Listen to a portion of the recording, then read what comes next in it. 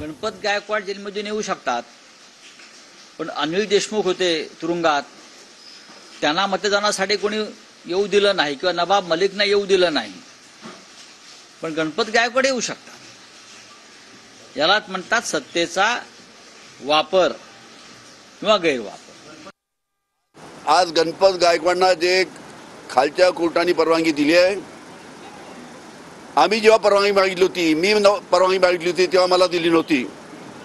त्याच्यामुळे कशा पद्धतीनं भारतीय जनता पार्टी सत्तेचा दुरुपयोग करते आहे हे याच्यातनं सिद्ध होतं। तर संजय राऊत असं म्हणतात की मग सत्ताधारी सत्तेचा दुरुपयोग करतायत। संजय राऊत हा एकदम बेकार माणूस आहे। तो जसा पाहिजे तसं बोलत राहतो।